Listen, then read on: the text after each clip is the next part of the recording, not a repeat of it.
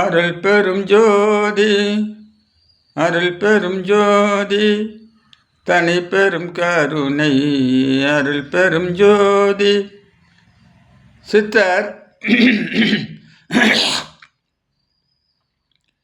திருமூலர் கருக்கடை வைத்தியம் 600 என்ற நூலிலிருந்து பாடல் 164 மற்றும் 165 பாடலை கவனிப்போம்.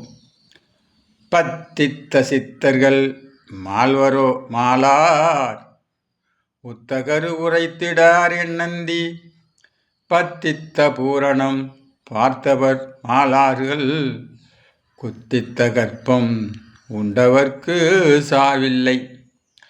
முறையாக கற்பம் உண்ணுதல், தலைமுழுகுதல், பத்தியம் காத்தல், பூரணத்தில் மனதை நிறுத்துதல் போன்றவைகளை நடத்துபவர்களுக்கு சாவு என்பது ஒரு நாளும் அணுகாது என்று என் குருவான நந்தி பகவான் எனக்கு கூறினார். இதுவரையில் நந்தீஸ்வரர் திருமூலருக்கு சொல்லியதை பாடல் மூலமாக கவனித்து வருகிறோம். மூலிகை கருப்பேற்றுவது எப்படி? அதாவது ஒவ்வொரு மூலிகையும் கருப்பேற்றி சாப்பிட வேண்டும்.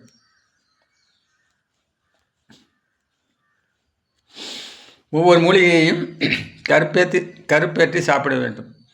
எப்படி கருப்பேற்றுவது என்பதை பாடலில் காண்போம்.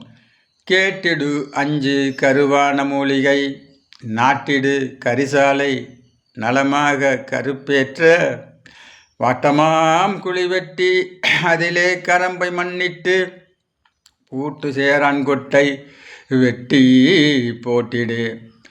முன் சொல்லிய 5 வகையான மூலிகைகளை, அதாவது காக்கை மூலி, பொற்றலை, அவரி, வல்லாரை, கரிப்பான் போன்ற மூலிகைகளை கொண்டு வந்து கருப்பாக்க வேண்டும்.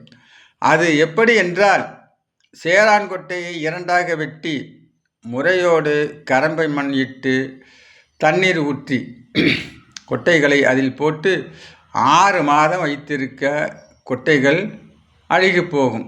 பதன் பார்த்து அதில் மேற்கண்ட மூலிகைகளை பயிரிட்டு எடுக்க வேண்டும். பொதுவாகவே நண்பர்களுக்கு சொல்கிறோம், இந்த சேரான்கொட்டை என்பது ஒரு விஷ மூலிகை. அதன் பால் உடம்பில் பட்டால் கொப்பளித்து விடும், திணவு ஏற்படும்.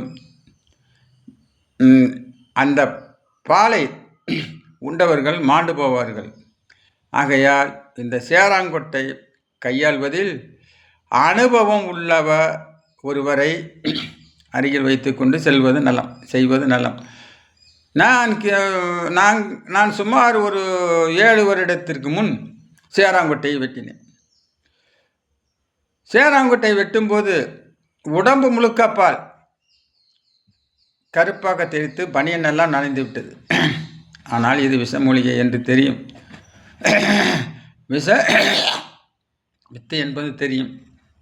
ஆனால் நாம் தான் மருந்து சாப்பிட்டு இருப்போம், விஷ மருந்து சாப்பிட்டு இருக்கிறோமே, நமக்கு ஒன்று செய்யாது என்ற தெனாவற்றில் திமிரில் வெட்டினேன்.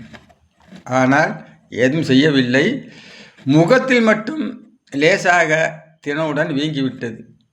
மற்றவர்களுக்கு இப்படி ஏற்பட்டு இருந்தால் அவர்கள் உடம்பு முழுக்க புண்ணாகிவிடும்.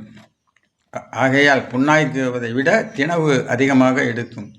சேராங்கொட்டை கையாள்வதில் திறமையுடன் சாதுரியமாகவும் கையாள வேண்டும். அருள் பெரும் ஜோதி அருள் பெரும் ஜோதி தனிப்பெரும் கருணை அருள் பெரும் ஜோதி.